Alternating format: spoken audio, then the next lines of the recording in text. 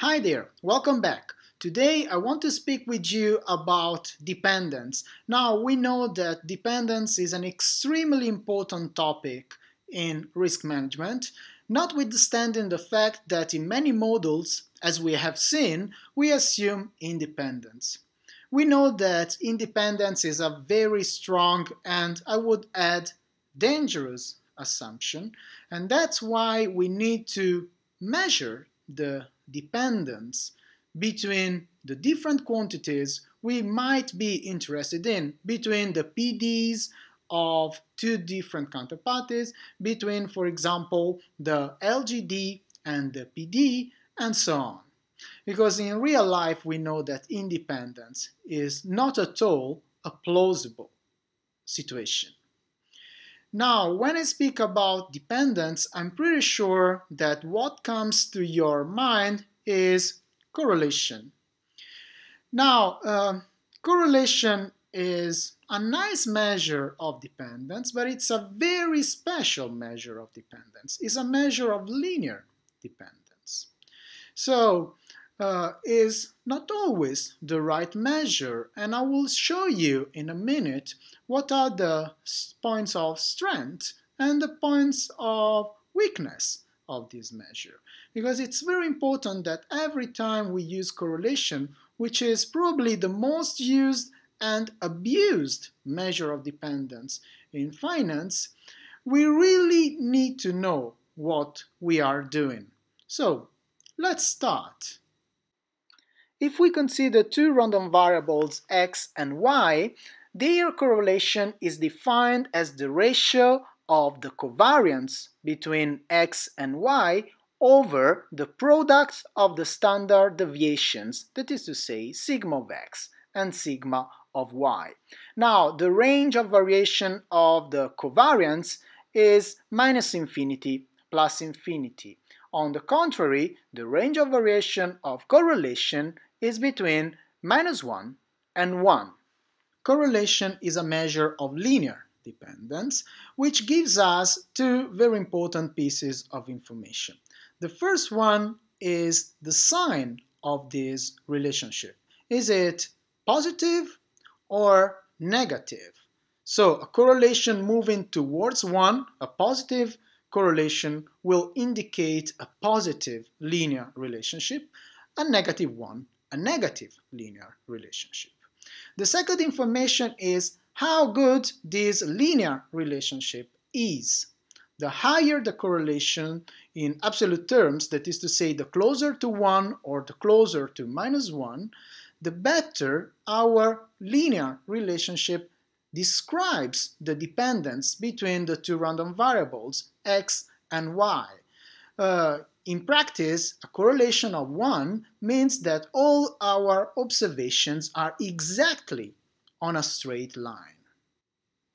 Since correlation is a measure of linear dependence, if we know that the relationship between x and y is not linear, we should not use correlation. The risk is to draw the wrong conclusions about the phenomenon that we are taking into consideration.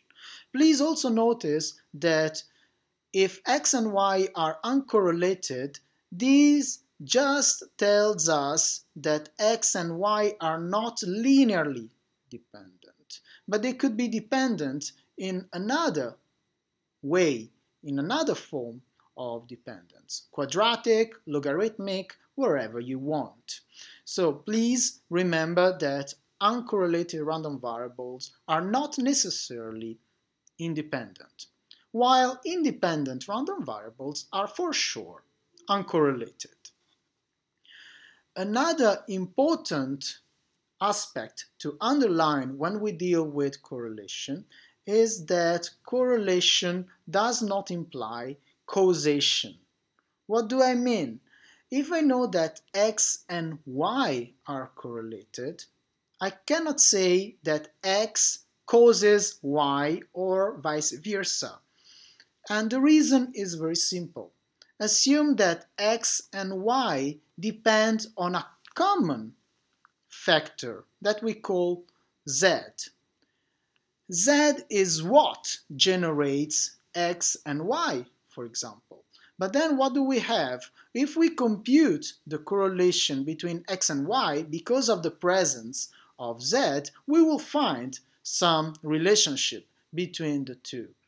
But x and y are not generating each other. So it's very important never to read correlation in the wrong way. If I know that x and y are correlated, I can say that they move jointly in a given way. I can give interpretations about their joint behavior, but I cannot say that one generates the other. Obviously, in the specific case in which I know that x causes y or vice versa, in that case, correlation will coincide with causation, but it's a very special case. So I repeat, I know I can be boring, but I think it's very important to underline this. If x and y are independent, then they are for sure uncorrelated. But if x and y are uncorrelated, we have no guarantee about the fact that x and y are really independent. Now, there is an important exception, and this is the exception on which we build most of the models of credit risk. So it's a little bit like cheating. And this exception is the exception of normality.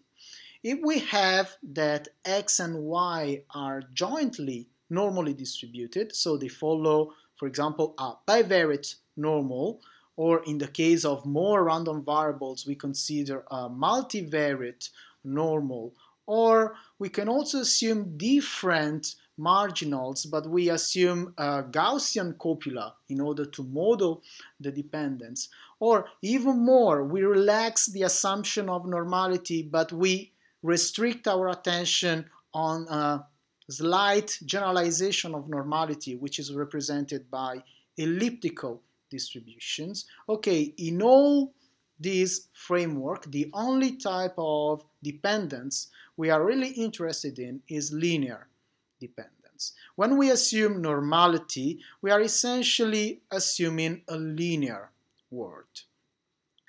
In that sense, if linearity is the only form of dependence, correlation is a wonderful measure, is a measure which is completely able to capture all information about dependence. And if we are in a normal world, if we are in an elliptical world, essentially what do we have?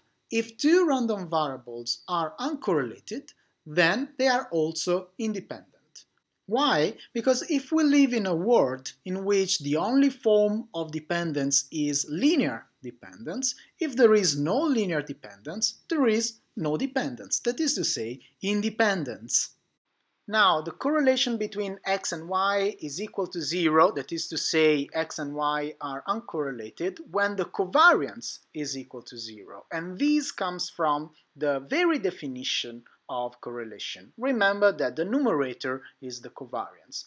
Now, in the case in which x and y are independent, we know that the covariance is actually 0 because the expectation of the product is the product of the expectations because of independence. In this situation, covariance is equal to 0 and correlation is equal to 0 as well.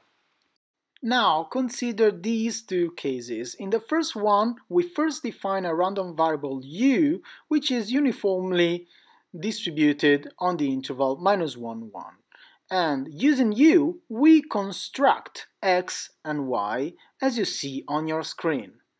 Now, in the second case, we take x to be a standard normally distributed random variable, and y is constructed as x squared.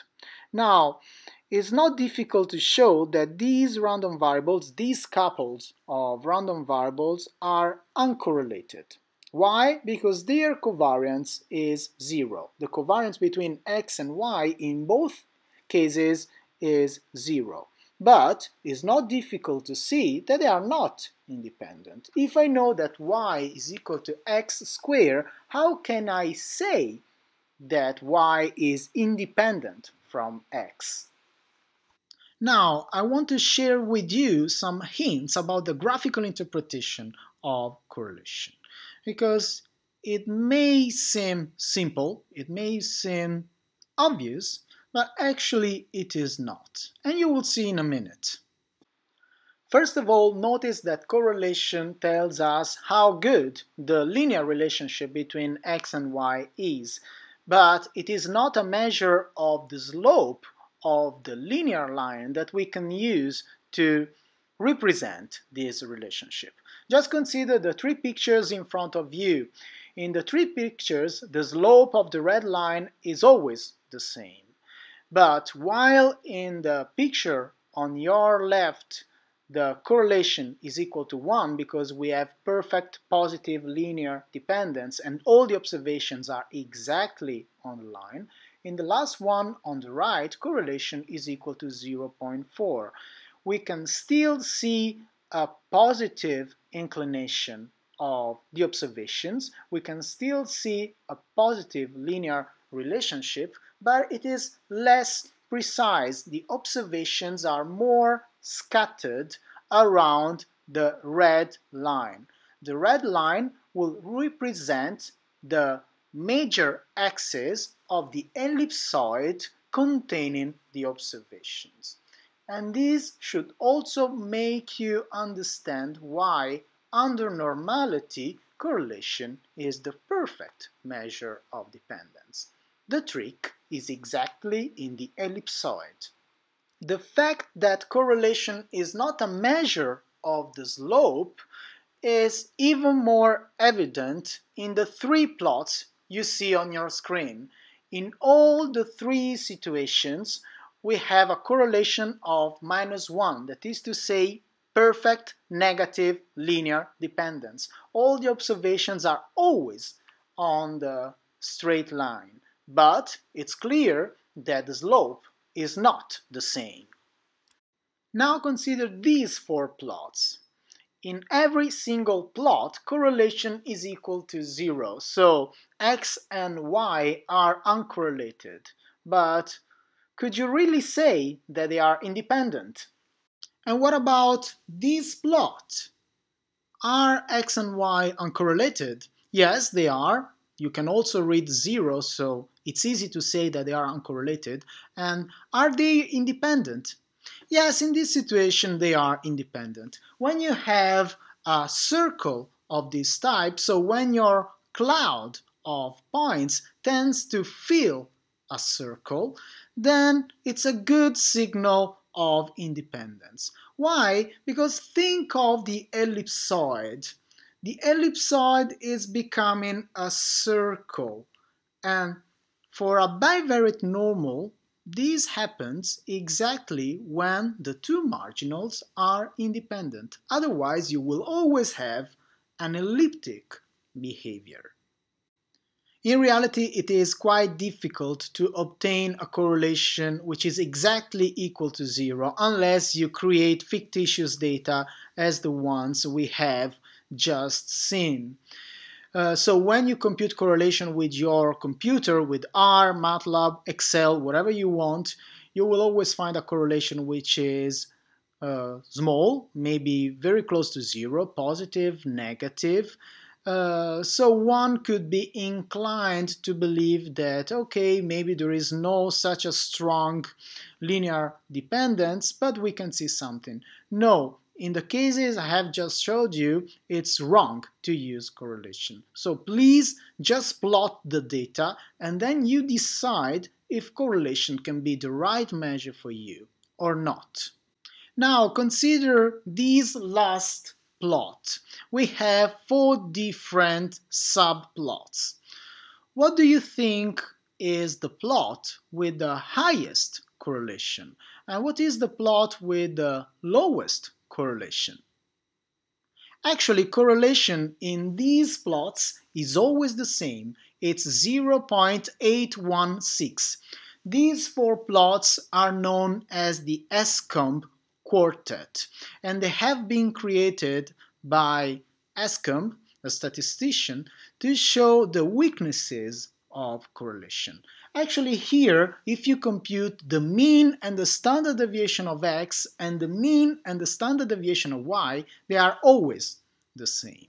So be careful when you deal with correlation. Linearity, especially when it's not the good model, can be a rather tricky object. So what are the alternatives that we can use instead of correlation? Actually, there are many possibilities. We will just consider some of them in the next class. So for the moment, I thank you for the attention and goodbye.